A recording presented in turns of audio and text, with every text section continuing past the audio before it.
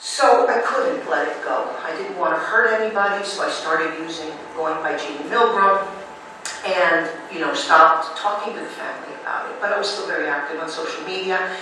And I came back to Miami and I said, I can't do this anymore. I've gone out there, my kids were now getting older, they didn't have any inclinations towards Judaism, it was like nobody cared, and yet everybody cared out there. So I started pushing and I called the genealogist and I said, I need you to find me the Inquisition records. He said, they're in boxes in the archives in Spain, and they're unclassified, and they're just thrown in the Inquisition judgments. And I said, I just need one grandfather, anybody on that lineage that was a Jew and was in the Inquisition for being a Jew, one. He said, okay. And it's kind of like, you got the checkbook, I got the time. So he starts going to the Inquisition records, and I don't hear from him. Day 1, day 2, day 3. And this guy every night would send me these huge reports. I mean, the guy was amazing. And here I am in Miami, and all of these days are going by, and I know he's in the archives. And so, like we do, and I wrote him on day 3 an email, hey, what's going on? Nothing. So finally he gets back to me and he says, look, there was one lady, maybe the sister, the daughter of one of your aunts, in the marriage, not even direct. He said, I spent a week there. I unearthed every document. Nobody from that village, nobody from that region, except 5 kilometers away, and certainly no one from their family. Wow. So finally my husband says to me, we have to go to that village, don't you? I said, no, I'm scared to go to the village, because what if I'm wrong? I mean, we're human, we've got feelings, we've got gut instincts. But what if I'm wrong? I've spent 8 years of my life and 4 years converting before that. That's a long time. What if I'm wrong? He said, whether you're wrong or whether you're right, he said, here are the tickets, we're going to Spain. I was scared to death. But he's always been my ally. He promised me that he would love me no matter what. So off we go to Spain, and as we make a left out of Madrid, going straight to the border. This village of my grandparents is on the river between Spain and Portugal, right on the river. You look to the right, it's the river. You look to the left, it's the river. You look to the back, there's nothing. So as we're approaching this godforsaken village that still exists, I will show you pictures later. Michael says, it's very eerie. He said, it's almost as if we've left Spain completely and we're still an hour away. He said, there's nothing. It even looks like Israel. It's so arid, there's nothing, like we're in the Negev. It's like you're just going. All of a sudden we saw twinkling lights, and it was Portugal, big as life. I said, Michael, my family was not caught in Spain because they ran toward Portugal. I said, I'm certain. I got to the hospital because, of course, there's no Hilton over there. It's a tiny village. And I turn on my computer and I go online to the Portuguese Inquisition files that are digitized and up online. And one after the other, in that minute, I found 40 Inquisition records on my maternal line. Within minutes. I typed in the last grandmother, Maria Ramirez Rodriguez, and her husband Diego, and her and all her children, and everybody, Portuguese Inquisition, jailed, prisoned, burned, one after the other, 40 Inquisition documents. So now we are in this, I said, okay, one down, now I have to prove to these rabbis that there was a Jewish presence in this village. I said, okay, off I go, into the village. Very elderly community, maybe only 300 people live there, everybody's very walking through the village, cobblestones, it hasn't moved in 500 years. And I'm asking, can you tell me about the Jews in the village in my Cuban Spanish, which is not Spanish, so that also didn't go over well.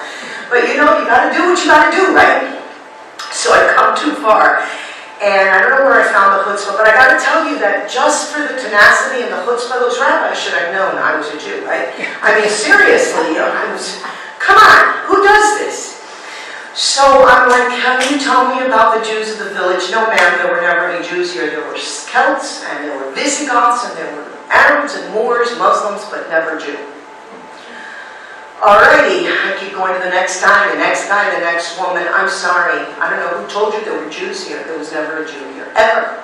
And I said, well, there's a letter from 1496, and the king told the hunter, meanwhile, I'm looking like an alien, right?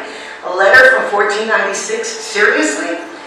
So they said, but you know what, the lady at the foot of the church caretaker, which by the way had the last name of my grandfather, Remus, unusually uncommon last name. He said, she's the historian, if there are any Jews here, she'll know. And so I get to the foot of the church, and there's the church guard, and I start talking to her. I'm looking for Jews. There were never any Jews here. I said, yeah, I get it, but my family lived here for 523 years. I've got all their addresses, and they lived in this general area behind the church, and they were Jews, and now I know that because I have all these Inquisition records, so you're the historian, you must know something. I said, I'm sorry, I know nothing. And then she said, what's your family name? Now, I had my tree with me, 8,597 names. I started rolling it. Martinez, Gonzalez, Fernandez, Alvarez, I'm going all the way, every Hispanic name you can imagine, because practically 3/5 of today's Hispanics are from these roots. I'm going through all of these names, and I'm going down. She said, no, what was your family name? She's like repeating it, I'm like, is she okay? And finally, I remember that on that family tree that my grandfather had made, 1725, at the end, spidery handwriting, it said, no, decían los boyicos. They called us boyicos. And I said to her, they called us boyicos. And she said, you're a boyico? I said, I guess. Yes, I am a boyico.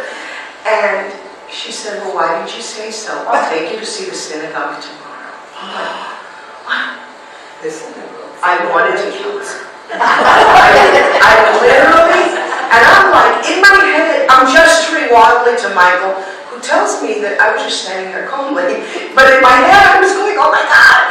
So I said, synagogue? She said, yes, 10 o'clock in the morning, meet me here at the church, I'll take you to the synagogue. So in the morning, I meet her there, and she starts walking, and all of a sudden we're walking down a road that scared me very much, because I had had dreams of this one road in my head, and that's one of the reasons I had been afraid to go to Fenway, the village, because in my head I had dreamed of walking down that road 100 times. I don't know the village, I had never been there. I had seen pictures, but not of that road. And all of a sudden she stops in front of number 32, and she said, this was the oral tradition of the original ark of the synagogue, and I'm going to take you inside. And like, really? Like, who? She said, oh no, that's our tradition. This was the synagogue. So she said, so I talked to the owner, she's going to let you in. Inside was a woman, mid-80s. And she greets me very kindly, and she said, look, I'm going to show you my house, but I've owned it for 50 years. I remodeled it completely. Every corner, I didn't want to hear that, right? And I wanted to find vestiges, like Rabbi had talked about the architecture. I was chasing architecture at this point, because what am I going to chase? There's no records, there's nothing written, nobody knows. So at this point, I'm chasing architecture. So she takes me inside, the first floor, beautiful, look at my curtains and my parquet, and I redid the oven, and I'm like, oh my God. She said, I redid every corner. I'm like, oh my God. So I'm getting ready to leave. I was very polite, but there was nothing. The lady really did redo her glass. And as we're going out the front door, I said, what's in that door? And she said, that's the garage. Forget it, I haven't redone it. I said, please let me into your garage. But there's nothing there. I said, I'm not begging. I've never begged in my life, right? So she opens the garage door, and we walk in, and there's like a little baby gate and these ancient steps going down. I said, please let me go down. And she said, but there's nothing there. That's where I keep my hams. I said, please let me go down. So she takes away the baby gate, and Michael and I start going down, and we realize there's a spout at the end of a 10 by 10 room, weathered, connected to a pipe, and we realize that we must be standing in the middle of the synagogue. It was, and the hands are hanging in the wine, and I'm taking pictures, and I'm like, I'm not an archaeologist, I'm a chemist, it doesn't even do the same thing, the right brain, left brain, it's not even the same thing. And so I thank her, I leave, and I keep walking around the village.